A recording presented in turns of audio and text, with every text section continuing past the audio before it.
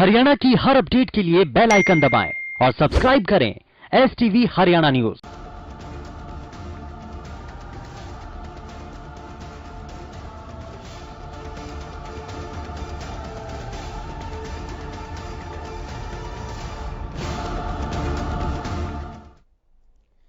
नमस्कार, आप देख रहे हैं हरियाणा की आवाज और मैं हूं आपके साथ शुभेंदु सिंह। और आज हरियाणा की आवाज के जरिए हम आप तक वो तस्वीरें पहुंचाने जा रहे हैं जिसके जरिए देश को बदलने की बात की गई थी। दरअसल स्वच्छ भारत अभियान की शुरुआत देश में एक बदलाव के तौर पर की गई थी, लेकिन आज इतना समय बीतने के बाद भी क्या वाकई में बदलाव आ पाया है, बड़ा सवाल।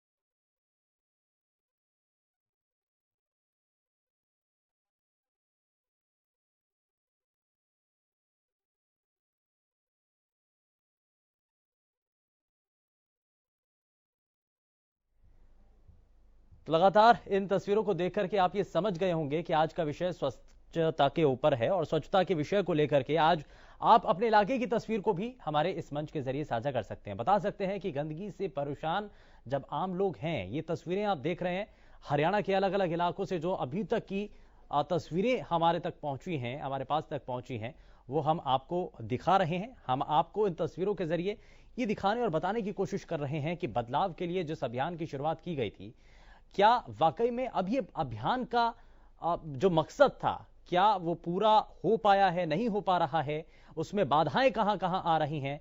और इस स्वच्छ भारत मिशन को लेकर के आप हमारे इस कार्यक्रम के साथ जुड़ करके अपनी बातों को साझा कर सकते हैं। दरअसल सरकार भले ही सफाई अभियान पर जोर दे रही है, लेकिन गांव के लोग ही इसको पलीता लगा रहे हैं। सफाई अभियान का पुराना खंड के गांव ठेक में कोई असर नजर नहीं आ रहा है। गांव के लोग ही धार्मिक स्थल, घरों के पास और गांव के बीचों बीच कूड़ा का ढेर लगा रहे हैं। इस कूड़े से निकलने वाली बदबू से सैकड़ों लोग परेशान हैं। लोगों को मलेरिया जैसी बीमारी की चपेट में आने का खतरा सता रहा है। और इस बीच हमारे साथ कॉलर वीके यादव जी कार्यक्रम में जुड़ चुके हैं। बहुत स्वागत है आपका यादव जी कार्यक्रम में। बताइए क्या कहना चाहते हैं आप। बहुत बहुत धन्यवाद जी आपका और आपकी पूरी हरियाणा न्यूज टीम का हमारी नागा बाबा पूर्णानंद मंगलानंद सेवा समिति नंदगांव की तरफ से। थोड़ा विषय बताएंगे जी गांव में। वीके यादव जी, आज का विषय स्वच्छता अभियान को लेकर है और सवाल ये है कि स्वच्छता अभियान को जब शुरू किया गया था, जिस मकसद के साथ शुरू किया गया था, शुरुआत की गई थी, क्या वो पूरा होता हुआ आपको नजर आ रहा है, या आप प्रदेश के अलग अलग हिस्सों से जो आप तस्वीरें देखते हैं, जहां से आप होकर के गुजरते हैं, क्या वहां पर आपको साफ सफाई नजर आती है, या आपको लगता है कि कुछ इसमें खामियां अभी भी हैं, कुछ इसमें बदलाव होना चाहिए? जी जी, मैं ये कहना चाहूंगा, एक तो देखो सफाई कर्मचारी वैसे तो देखो बहुत अहमियत रखते हैं, सफाई में इनका बहुत योगदान होता है, लेकिन ये जो सफाई कर्मचारियों में इनके ऊपर ही स्पेशली नहीं कह रहा, चाहे कर्मचारी किसी भी डिपार्टमेंट के हों, मोस्टली कर्मचारी अपनी मतलब रिस्पॉन्सिबिलिटी नहीं निभाते हैं।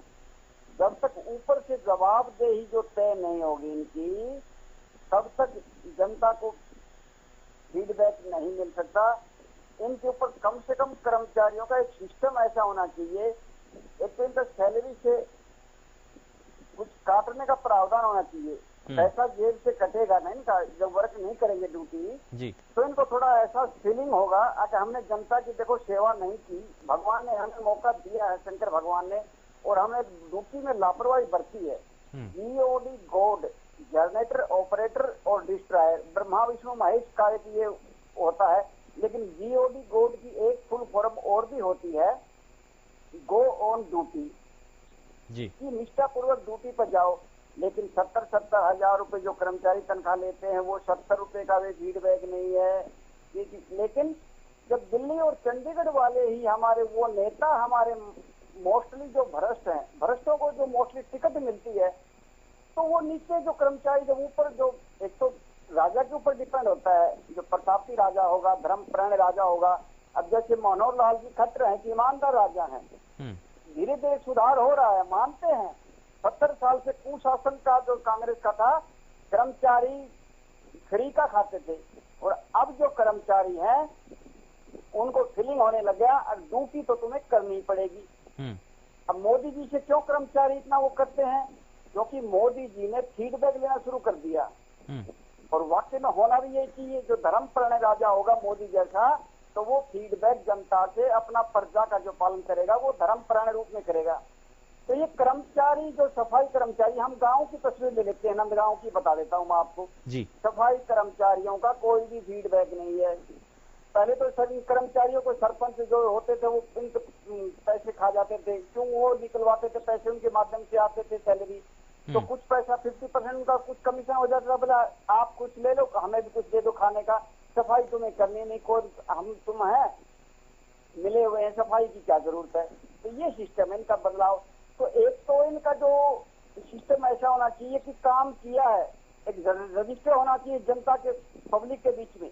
अगर जनता के पब्लिक के बीच में इन्होंने सफाई का फीडबैक दिया है तो हर वार्ड से इनका फीडबैक होना चाहिए, साइन करवानी चाहिए। अगर 10-20% लोगों ने साइन किए कि वाकई में इन्होंने सफाई किया है तो इनकी सैलरी कंटिन्यू मिलनी चाहिए। अगर 30-40% जो भी मतलब देख ले अपना लोगों का रुझान ठीक है और सफाई का फीडबैक ठीक है इनका, तो सैलरी हर महीने इनको कंटिन्यू देना चाहिए। और सफाई का इनका व्यवस्था ठीक नहीं है तो सैलरी काटने का प्रावधान इनका होना चाहिए। मैं तो यही कहूँगा, सफाई कर्मचारी हो और चाहे किसी भी डिपार्टमेंट का हो, लेकिन ऊपर से जवाब नहीं है। अब क्या करें? अब जनता क्या करे? जनता तो कीचड़ में से अपना क्या करेगी? अपने जूते निकाल लेगी, नंगे पैर चलेगी कीचड़ में से, या फिर अपने जो पजामा है, पैंट है, उसको ऊपर करके अपना निकल जाएगी। जनता का तो यही काम है। तो मेरी जनता से भी प्रार्थना है, जितने ये कर्मचारी हैं, अगर कर्मचारी ड्यूटी में लापरवाही बरतता है तो 5 साल में जनता को भी एक मौका मिलता है एमआरआई करने का नेताओं की। 5 साल में 1 सेकंड में एमआरआई हो जाती है। जो नेता जनता के प्रति लापरवाह है उसकी एमआरआई 5 साल में एक बार जब मौका मिलता है उसकी उसी टाइम एमआरआई कर दो। वो जिंदगी में टिकट लेने दिल्ली और चंडीगढ़ नहीं जाएगा, क्योंकि उसको पता चल जाएगा जनता के प्रति फीडबैक नहीं है। और जो जनता के सच्चे सेवक हैं दिल्ली और चंडीगढ़ वाले, जैसे सीएम मनोहर लाल जी खट्टर, यूपी के जो मुख्यमंत्री हैं आदित्यनाथ योगी, हरियाणा के जो गृह मंत्री हैं विज साहब, और सीएम मनोहर लाल जी और पीएम मोदी जी के शासन काल में तो बहुत ही सुधार करने को मिलेगा। लेकिन 70 साल की जो कांग्रेस की जो भ्रष्टाचार की काई है वो खुरच कर निकालनी पड़ेगी। जमी हुई है परत, ग्लेशियर, पूरा ग्लेशियर बन गया काई का, भ्रष्टाचार का। मोदी जी को 5 साल तो नबज देखने में निकल गए। अब ये बीमारी क्या है, देश कहाँ तक पहुंच चुका है। और अब की जो कार्यकाल है मोदी जी का, अब मोदी जी का आपको देखने को मिलेगा सफाई व्यवस्था, पारदर्शिता, ईमानदारी। लेकिन मोदी जी से हम इतने खुश हैं, इतने खुश रखते नहीं सकते। हम तो प्रार्थना करते हैं भगवान ऐसा धर्मपरायण राजा हमें अगले जन्म में भी प्रदान करे, हमारी जिंदगी भी हमारी मोदी जी को लग जाए, सीएम मनोहर लाल जी को लग जाए, विज साहब को लग जाए, ताकि ये पेट भरते हैं, पेटी नहीं भरते। और कांग्रेस वाले तो पेट और पेटी भरने में लगे हुए थे, 26 बैंकों में माल जमा कर रखा था और इनको ये नहीं पता तुम्हें छोड़कर यहीं जाना है। सिकंदर जैसे चले गए, तुम्हारी तो औकात ही क्या है। तो मेरा कहना है नेताओं, सुभाष चंद्र बोस जैसे जो नेता थे, जो देश के सच्चे सेवक के रूप में काम आए, अपना जीवन तक न्यौछावर कर दिया, कितनी यातनाएं झेली। तो नेताओं ऐसे जनता के लिए तपस्या करो ताकि जनता तुम्हारे लिए एक उदाहरण।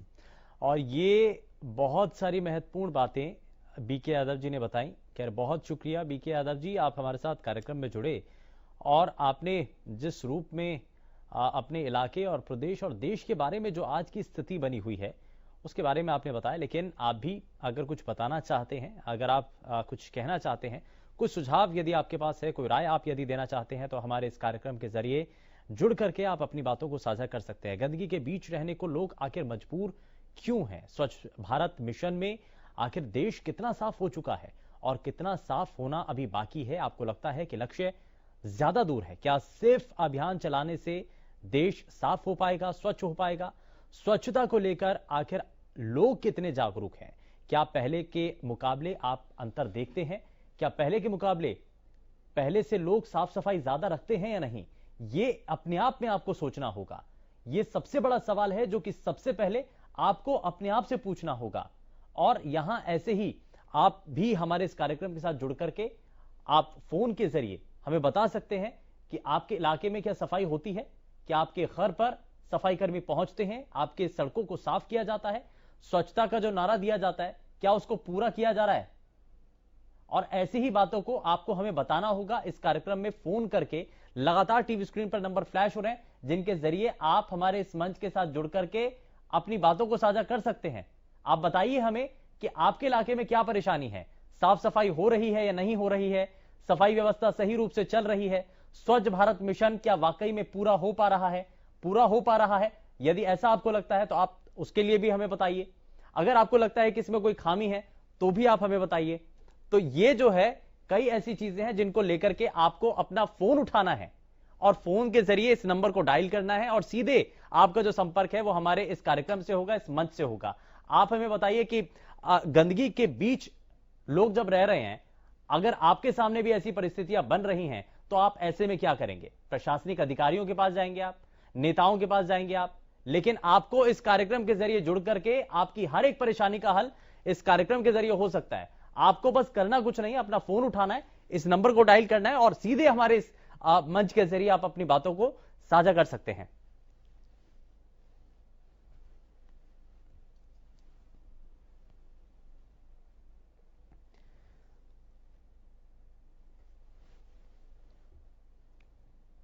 तो हरियाणा की आवाज में आप भी अपनी राय दे सकते हैं, अपने सुझाव दे सकते हैं। और क्योंकि अलग अलग जगहों पर जब जिस रूप में तस्वीरें देखने को मिली हैं तो ऐसे में यहां सवाल बहुत सारे हैं। क्या क्योंकि कई लोग ये ऐसी शिकायतें आ रही हैं कि ग्रामीण इलाकों में, ग्रामीण आंचल में सहयोग नहीं मिल पा रहा है इस सफाई अभियान को। लेकिन हम आपको ये भी बता दें कि ऐसे कई ग्रामीण इलाके हैं जहां पर पहले के मुकाबले बहुत बेहतर तरीके से काम किया गया है। साफ सफाई व्यवस्था वहां पर और भी ज्यादा मजबूत की गई है।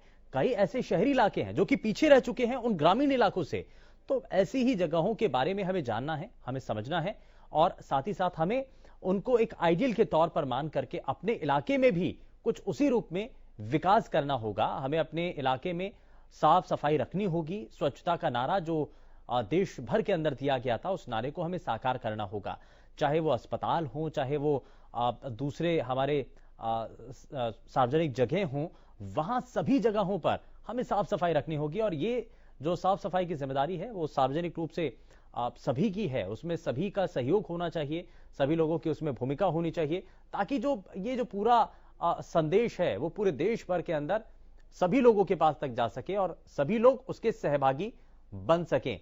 तो यहां इस पूरे कार्यक्रम के दौरान हम लगातार आप तक वो तस्वीरें दिखा रहे हैं, वो जानकारी आप तक पहुंचा रहे हैं जो कि आप अभी तक सिर्फ तस्वीरों के जरिए देखते रहे हैं। लेकिन हम आपसे आपके इलाके की तस्वीर भी समझना चाह रहे हैं, आपके इलाके के हाल भी जानना चाह रहे हैं कि क्या वहां पर कुछ पहले के मुकाबले चीजें बदल पाई हैं या नहीं, या फिर कितना उसमें सुधार हो पाया है।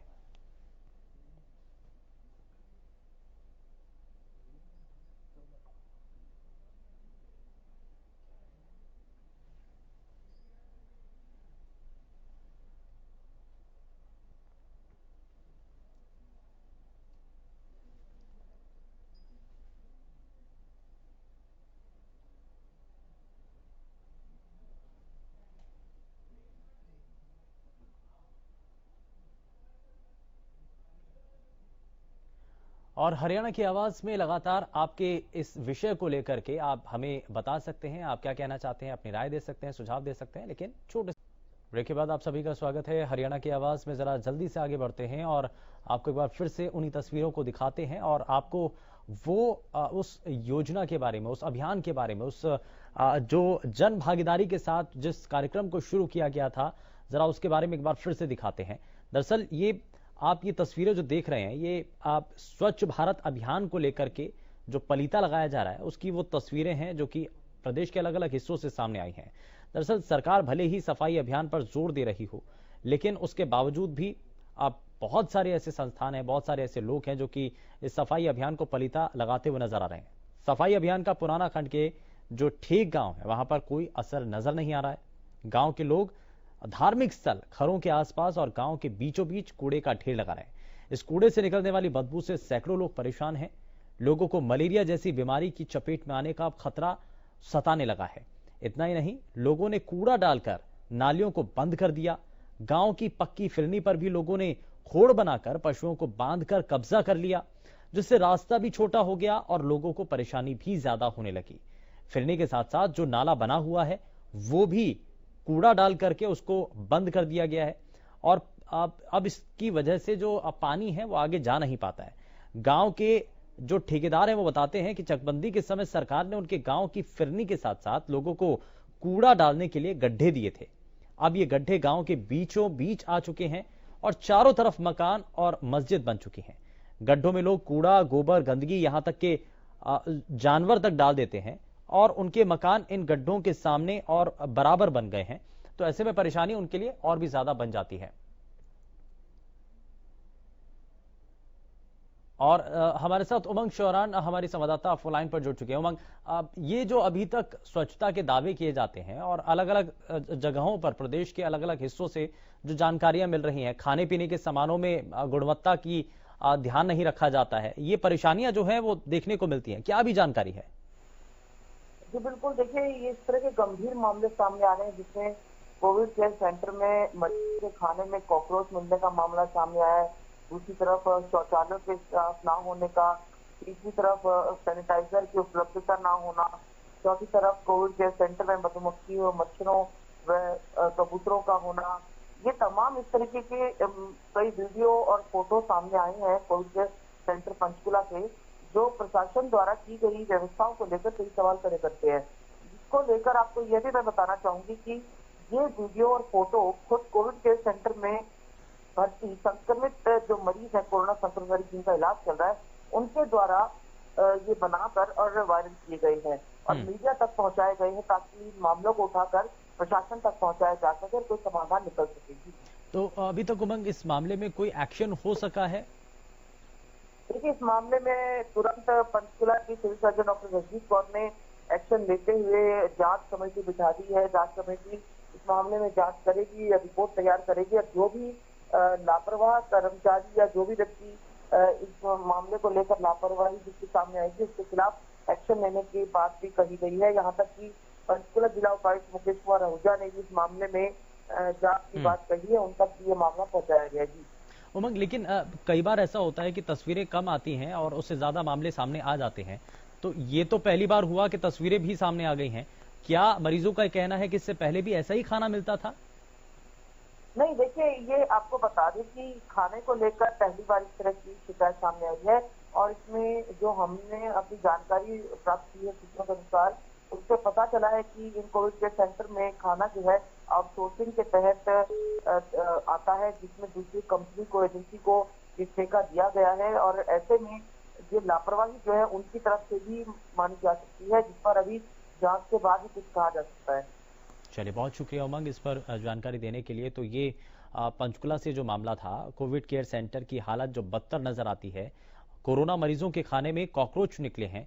हालांकि ये जिस रूप में, जिस संस्था के द्वारा खाना वहां पर उपलब्ध कराया गया, उसको लेकर के सवाल जरूर है। हालांकि यहां पर अब जांच की बात भी की जा रही है, एक्शन लेने की बात की जा रही है, लेकिन यहां पर सवाल मरीजों के द्वारा उठाया जा रहा है कि खाने की गुणवत्ता और खास करके कोरोना संक्रमण के इस काल में जब हर एक चीज को लेकर के हम बारीकी से नजर बनाते हैं, तो ऐसे में खाने की गुणवत्ता को लेकर जब ये ऐसा खाना परोसा जा रहा है, वो भी कोविड केयर सेंटर के अंदर, तो ये अपने आप में बहुत बड़ा सवाल खड़ा करता है। और साथ ही साथ प्रदेश के हम बाकी इलाकों की भी हम लगातार आपको तस्वीरें दिखाते रहे और हमने आप तक वो हर एक तस्वीर पहुंचाने की कोशिश की है जो कि प्रदेश के अलग अलग इलाकों से सामने आई है। लेकिन स्वच्छ भारत अभियान के सपने को साकार करना होगा, जिसमें हम सभी की भूमिका अपने आप में अलग है, खास है। फिलहाल के लिए बस उतना ही। नमस्कार।